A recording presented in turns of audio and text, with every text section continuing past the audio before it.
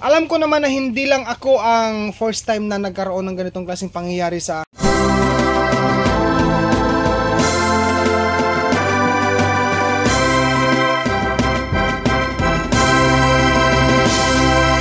noong time po na nagbigay kami ng colostrum.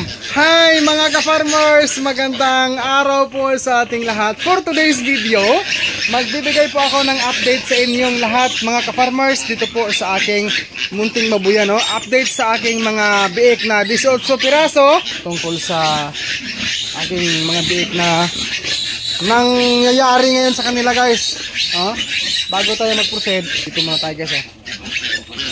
Ay, halika ya, Diki. Ay. Ayan. Ito, guys, Ayan. Kagagmay, kakute-cute sa biik. Ayan. Okay, akin muna silang isaylo o ilipat, ha.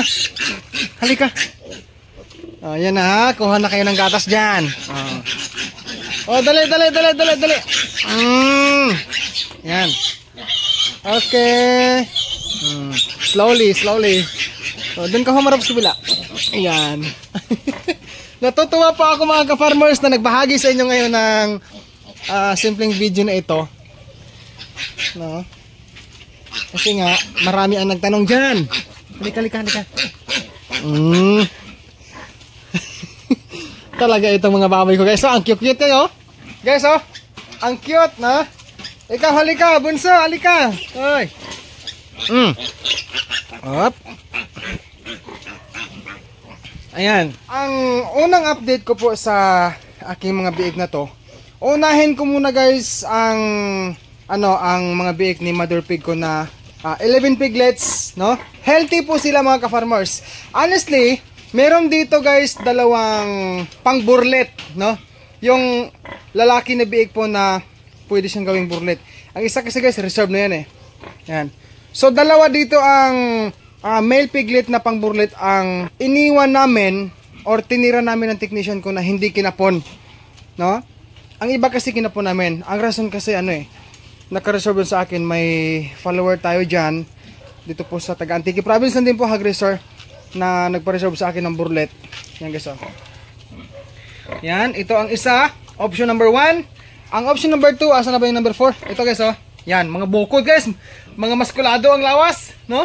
So, sila ngayon pala, guys, today sa video na ito, itong mga bata ni Mother Pig ko na meron pong yellow or tag ay 13 days old since birth. Ayan. Ang lalakas, guys, Ang lulusog, I mean. No? So, pasensya na kasi madungis. Hindi pa sila napaliguan yung inahin, I mean. Yung mga biik, hindi ko pa sila pinapaliguan, kasi prone sila sa sa lamig, no? Ito, ang behavior niya, yung kanyang, guys, ugali niya, mabait to, no? Pasuyo muna ako, sa baka makaligtaan ko, Alam mo na ibig sabihin, kasi guys, itong Mother Pig na yan, hindi siya maamor sa kanyang biik, kaya ako yung nagkisuyo kay Mrs. Ayan, so balikan natin dito bago tayo mag-shift dito sa kabila. So itong baboy inahin, guys, na meron pong yellow or tag, napakabait po niya. Sobrang bait po niya sa kanya pong mga biik. Simula sa biik pa to, noong binili ko ito kasabay dito sa inahin na to, dalawa sila, nagtitimbang ng 16 kilos by the weight, itong dalawang inahin ko, nung mga biik pa sila. Sa presyo na 7,500, ngunit pinatawad tayo ni Boss Padon Bartolo Artificial Insemination ng tag 200 pesos. Salamat po, Sir Padon, So ito, nabili ko in short ng 7,300 pesos. Noon pa, guys, Noon pa yun, guys. Noon pa, mga biik pa lang sa 16 kilos. By the way, 2 months old ang aking natatandaan sa sinabi ni Boss Padon, no? Noon yun ang mga presyo. Okay? So, napakabait po mga ka-farmers. Napakabait po sa sa inahin na ito. Marunong siya mag-handle sa kanyang mga marunong po siya magdala sa kanyang mga biik, no? Never kong nakita itong inahin na ito na gumagawa siya na hindi maganda sa kanyang mga biik. Hindi po siya ganun. Okay? So, yun, mabait siya, tapos marami po ang kanyang milk, no, sa kanyang mga labasan ng gatas. Lipat tayo sa kabila. Ito na, mga ka-farmers. Ang status nito, ang biig po na kanyang isinilang, 7 piraso lamang. Ito, guys, 7 lamang sila. O ngayon, Kuya Dodong, bakit 6 lang? Kasi nga, hindi na po huminga kahapon ang isang biik. Wala na pong buhay. Pero linawin ko lang, linawin ko lang ha. Noong isinilang po ang 7 biik ni mother pig ko na meron pong red ear tag, ito guys, ito. Healthy po lahat. No, sa katunayan nga po guys, today sa filming na ito, 2 days old pa lang sila guys since birth. Ito guys, oh. Tingnan mo, ang haba guys, oh. Salamat sa ating Diyos, no? Kasi nga, may regalo po siya palagi sa akin. Kahit ito po ang 6 na lang na biik ang natira, gift pa rin to. Blessing pa rin mga ka-farmers. Oh, 2 days old, di ba may? Ha? Ayan, oh. 2 days old since birth, mahaba ang katawan. So, ang nangyari, nung sinilang po ang 7 pirasong biik po, ay sadyang healthy sila. Ngunit, noong time po na nagbigay kami ng colostrum, noong lumapit ang isang biik doon banda sa may uluhan ng mother pig, talagang ginawa niya ng hindi maganda. Tinamaan po ng ngipin ng mother pig na yan, yung ulo guys dito ng isang biik ko. Alam nyo po ba mga ka-farmers, naawa po si Dodong sa biik na yon. So nakita ko, talagang tinamaan po ng ngipin yung ulo ng isang biik. Doon banda guys, at tumama siya sa poste na tubo na yan. Guys, pasensya na ha, nandyan si Mrs. kasi pinapabantay ko sa mga biik na hindi makalapit doon sa may uluhan ng mother pig. Kasi nga hanggang ngayon po ay patuloy ko pa rin tinitrain, sinasanay, pinapractice si mother pig na paamuhin siya sa kanya mga biik upang hindi niya magawa ng hindi maganda. Kasi nga talagang uulit-ulitin niya yung ginawa niya sa isang biik na wala na, hindi na po humihinga. Kaya kahapon ay niligpit ko na at nilagay ko sa tamang lagayan, no? Kasi nga wala na siyang buhay. So nung nangyari po mga ka-farmers na natumba ang ang biik na kanya pong ginawa ng hindi maganda. Guys, sorry ha, hindi ko po di sabihin yung word kasi bawal bawal po So yan, after nangyari yon, natumba dyan ang biik, hindi na po bumangon. No, hindi nakabangon. Diyan banda guys, oh. Ayan. Sa ilong ng biik na yon, sa 2 butas ng ilong niya, meron pong lumabas agad na pulang likido. Pulang likido po ang lumabas. So, ginawa namin ng paraan, talagang nakasurvive yon, no? Nangyari kasi yon gabi. Kung hindi ako magkamali, yon, mga bandang alas 10 ba yon? O alas 9 pasado. Andito sa oras.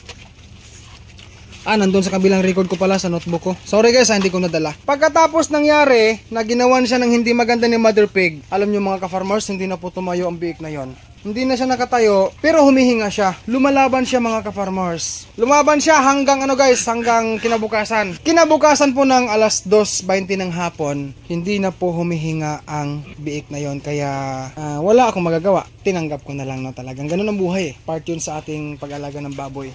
So, sa awa ng Diyos, kahit nabawasan si Dodong ng 1 pirasong biik po, ay patuloy pa rin po akong nag-aalaga pa rin dito, nagbabantay sa mga biik na to. Ayan, mahaba ang katawan, no? Mahaba ang kanilang katawan mga ka-farmers. Yan. Okay, ganda Nan. So patuloy po akong nagbigay ng simple care lang. Katulad nito guys, nagbigay ako or naglagay ako ng sako sa pin bilang banig para hindi malamig ang kanila pong simento, para hindi po sila malamigan sa simento. Tapos meron pong karton, ayan. No, talagang guys, ito po yung sinasabi ko na pang pinubring babuyan. Mga beginners pala ha. Alam ko naman na hindi lang ako ang first time na nagkaroon ng ganitong klaseng pangyayari sa mga biik na hindi sila kino-close or inaamo ng inahin. Pero ginagawa ko pa rin ang dapat kong gawin hanggat maaari. Pinapractice ko ang biik, nilalapit doon sa kanyang gilid ng leeg, no? Pero ang aksyon sa inahin ay talagang gusto niya pa rin gawa ng hindi maganda ang biik. Kaya habang hawak ko ang biik, agad kong nilalayo sa kanya. Pero walang problema, linawin ko pala. Wala pong problema mga ka-farmers. Pagdating po sa pagbigay ng gatas ni mother pig, wala pong problema. Okay siya. Ang ayaw niya lang, yung parang ayaw niya na maisturbo na may lumalapit na biik niyan sa kanya. Kung sa Bisaya pa guys yung ginahangkab niya. Di ba? Ganun ang ibig sabihin. Alam ko na marami pong mga ka-farmers dyan ang mas una pang maraming beses na nagkaroon ng ganitong klaseng pangyayari. Comment down below na lang po kung ano ang inyong mga ginagawa dyan. Pero ako guys ay napaisip malaki pa rin dyan nyo.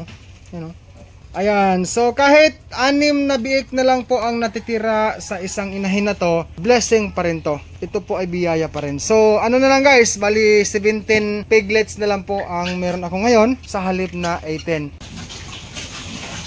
Yan mga ka-farmers, bago tayo mag-end sa video na ito, mapakain mo lang sa piners ko.